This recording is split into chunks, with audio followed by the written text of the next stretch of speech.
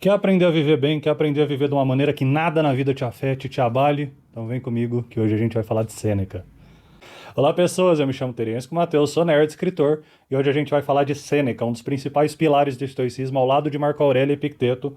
Eu vou usar como referência esse livro aqui, então caso você queira acompanhar, esse livro ele traz ensaios de Sêneca e a gente vai falar de um específico chamado A Firmeza do Sábio. Esse ensaio é sensacional, um dos meus textos favoritos do estoicismo e da filosofia, e ele começa com um diálogo entre Sêneca e Sereno. E nesse diálogo eles estão discutindo como que você faz para ter uma vida boa, para ter uma vida bacana, em que as coisas da vida não te afetem, não te entristeçam. E Sêneca fala que você precisa ser sábio. E ser sábio para Sêneca é algo muito mais importante, muito mais grandioso do que parece no primeiro momento. Então, Sêneca já começa falando do sábio de uma maneira incrível, que é essa daqui. Da mesma forma que algumas coisas não podem ser destruídas pelo fogo, mas quando cercadas por chamas ainda mantêm sua firmeza e forma, assim como altos rochedos quebram as ondas do mar, e embora açoitados durante muitos séculos não mostram vestígios da fúria marinha, igualmente firme é a mente do sábio, e tornou-se tão forte que está tão protegida contra as injúrias como qualquer um desses elementos que mencionei. Então Sêneca traz essa ideia do sábio quase com uma mística em volta dele, de alguém capaz de ser inabalável, em que nada vai alterar o humor, nada vai alterar a condição do sábio. E ele usa como exemplo Estilpo, acho que é assim que pronuncia, e é um exemplo bem drástico, mas vale muito a pena a gente falar dele. Se a injúria não pode prejudicar nenhum dos bens que são próprios do sábio, porque enquanto sua virtude está segura, seus bens estão seguros. Então é impossível causar uma injúria ao sábio. Demétrio, que foi Poliorcestes, conquistou Mégara. E o filósofo Estilpo, quando perguntado se havia perdido alguma coisa, respondeu: Não, levo todas as minhas posses comigo. Entretanto, sua herança havia sido saqueada, suas filhas haviam sido desonradas pelo inimigo, sua pátria havia sido dominada por estrangeiros, e foi o rei, cercado pelas lanças de suas tropas vitoriosas, do alto do seu trono, quem lhe faz a pergunta.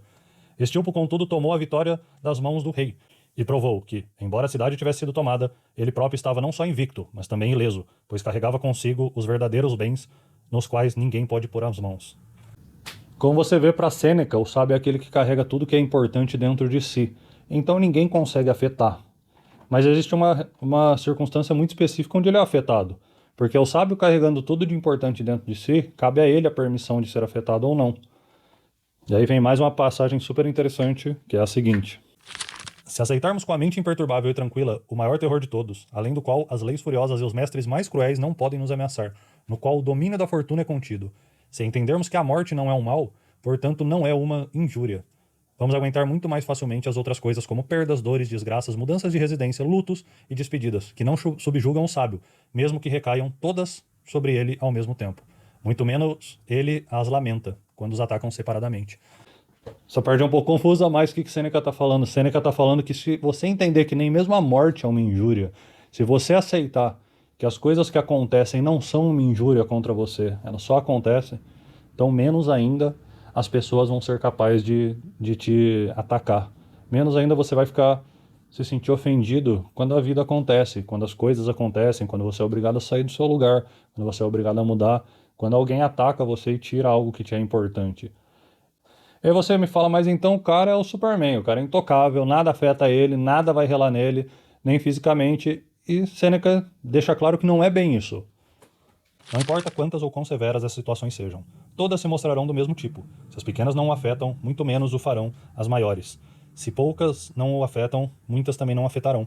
É a partir de sua própria fraqueza que imaginam a mente colossal do sábio, e quando refletem sobre quanto suportariam de dor, colocam o limite da resistência do sábio um pouco além do seu próprio. A virtude dele, porém, colocou em outra região do universo que não tem nada em comum com vocês. Então, é muito interessante essa parte, porque Sêneca literalmente tira o sábio do senso comum. Ele tira o sábio das pessoas comuns. Ele mostra que não interessa se as coisas afetam o sábio, ele não se permite afetar. E que é muito difícil a gente entender, nós, pessoas simples, pessoas mundanas, entender a mente colossal do sábio. Porque a gente vê o nosso sofrimento e fala, até aqui eu aguentaria, então o sábio deve aguentar um pouco mais. E nas palavras de Sêneca, não. Ele está em outra região do universo. Ele é algo muito acima do que os meros humanos. E é super interessante isso. E como a gente pode ver, não é que o sábio não está no universo. Como Sêneca falou, ele está em outra região. Não é que ele não está no universo, que ele não é afetado. Sêneca traz esses exemplos de uma maneira mais grave, mais forte, exemplos muito sérios, mas aí ele começa a trazer, falando com o Sereno também, trazer isso um pouco mais para o nosso mundo.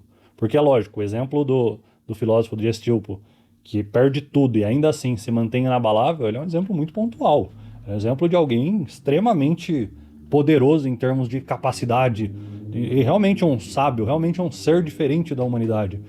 Mas aí Sêneca começa a trazer também algumas partes mais mundanas, e são essas que eu acho que nos interessam, nós sendo humanos muito mais simples e incapazes do que os grandes sábios.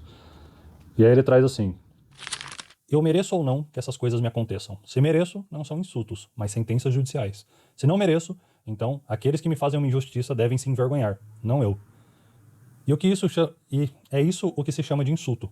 Alguém fez uma piada sobre a minha calvície, a minha dificuldade de visão, a magreza das minhas pernas e a minha estatura. Que insulto há em me dizer o que todos veem? Rimos em particular das mesmas coisas com as quais nos indignamos quando ditas diante de uma multidão, e não damos aos outros o privilégio de dizer a nós o que nós falamos sobre nós mesmos. Divertimos-nos com brincadeiras decorosas, mas nos irritamos se são levadas longe demais. Olha que brilhantismo. Tem um vídeo do Karnal que ele está exatamente falando disso, que ele fala que nós não devemos nos irritar quando, principalmente no trânsito, alguém xinga. Segundo o Karnal, xinga a mamãe, fala que mamãe trabalhava em casas de conforto, casas de tolerância. Essa lição vem de Sêneca e ela é muito brilhante, porque entre os amigos você muitas vezes faz piada das suas limitações, da sua maneira de ser, do seu físico, do seu psicológico, mas quando outras pessoas fazem, é extremamente insultante, é extremamente doloroso, extremamente complicado. E Sêneca fala algo que é um pensamento extremamente simples e ao mesmo tempo extremamente complexo. Porque é isso, se alguém está te falando algo verdadeiro, se ofender por aquilo de fato não faz sentido. E se alguém mente sobre você, quem está errado é a pessoa, não é você que deveria se sentir mal.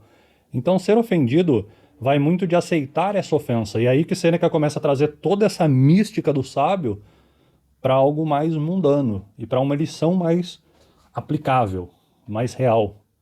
Porque os exemplos de sábios nesses grandes textos, assim como quando a gente fala dos grandes textos filosóficos, e muitas vezes são bons exemplos, são histórias incríveis, como é a Odisseia, como é a Ilíada.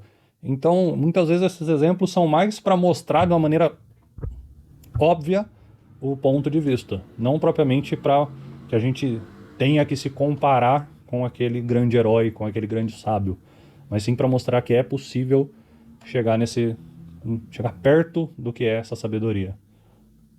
Curiosamente, Sêneca fala, e aí sim eu acho a lição mais prática que Sêneca traz nesse texto, mais incrível, que é: se você não deve se permitir ser ofendido por outro, você também não deve se permitir ser elogiado pelo outro. E olha que interessante esse pensamento de Sêneca. Não devemos nos envolver em brigas e disputas. Devemos nos afastar e desconsiderar todo esse tipo de coisa que os insensatos fazem. De fato, apenas os insensatos a fariam. E dar o mesmo valor às honras e às reprovações da massa. Não devemos nos magoar por estas, nem nos alegarmos por aquelas. Caso contrário, negligenciaremos muita coisa essencial, abandonaremos nossos deveres tanto com o Estado quanto na vida privada, por medo excessivo de insultos ou preocupações com eles, e por vezes até perdemos o que nos faria bem, enquanto somos torturados por preocupações sensíveis aos outros, por essa preocupação sensível ao ver algo que nos vai contra a nossa mente. Então olha que interessante o que Sêneca fala. Você não deve nem se deixar afetar para a tristeza, nem se deixar afetar para a alegria. Olha que interessante, porque se você pensar, e essa para mim é a maior lição desse texto, se você permitir que o outro te entristeça, e se você permitir que o outro te alegre, então esse poder não está na sua mão. Você escolheu dar ele para o outro. Você escolheu dar ele na mão do outro. E a partir do momento que você entrega algo tão forte, tão poderoso quanto isso na mão do outro, você está simplesmente à mercê dele, e muitas vezes por escolha. Porque se nós nos permitirmos que o outro nos alegre, ele que vai escolher se a gente está alegre ou triste. E isso é extremamente perigoso. Porque o sábio, e aí sim, trazendo para uma parte bem mundana, bem do dia a dia, bem cotidiana, quando a gente permite que a nossa felicidade seja pela aprovação do outro, a gente também permite que a nossa infelicidade seja pela reprovação do outro. E aí você tá fudido. Porque aí não tem como, não dá pra ser feliz assim. Você só vai ser feliz quando o outro te permitir. Você só vai ser feliz quando o outro te fizer feliz. E pôr essa felicidade na mão do outro é pedir pra ter uma vida extremamente complicada, uma vida extremamente ruim. Seria como se todos os vídeos que eu faço só tivessem valor se a outra pessoa curtir, se a outra pessoa aceitar, se a outra pessoa, se não, não tem valor. Se alguém reclamar, se alguém comentar esse vídeo foi uma porcaria, acabou. Acabou meu dia, acabou minha felicidade. Você vê como isso é perigoso, ainda mais em tempos de redes sociais. Se eu permitir que a felicidade, se o meu bem-estar depender dos likes, a minha vida vai ser extremamente complicada, seja em rede social, seja no mundo físico, no mundo analógico. Essa, para mim, é a grande lição de Sêneca, é a grande lição desse texto. Você não deve nem permitir a felicidade nem a infelicidade da sua vida pelo outro. Elas devem vir de você. Essa é a firmeza do sábio. Para finalizar, queria fazer uma última citação de Sêneca, desse texto maravilhoso que eu acho incrível e que essa citação acho que termina super bem. E é uma mensagem que Sêneca deixa no final desse texto, que é a seguinte: não lute contra seu próprio bem e, até que tenha feito o seu caminho rumo à verdade, mantenha viva essa esperança em sua mente. Esteja disposto a receber as novas de uma vida melhor e a encoraje com sua admiração e suas orações. Que haja alguém invencível contra quem a fortuna não ter poder é benéfico para a comunidade humana. Por hoje era isso, pessoas. Então eu queria muito dividir esse texto de Sêneca brilhante, texto incrível. Se você quiser esse livro aqui, Ensaios de Sêneca, ele é parte de um box e ele tá à venda na Amazon. Eu vou deixar o link abaixo, só o link da Amazon, eu não tenho nada a ver.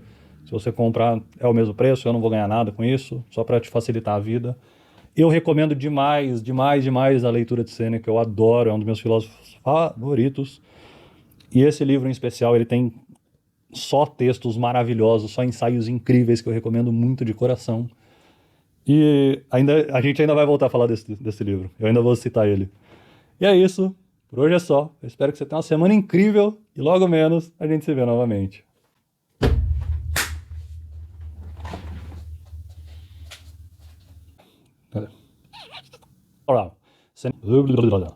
Que essas... Como é a... Como é o nome?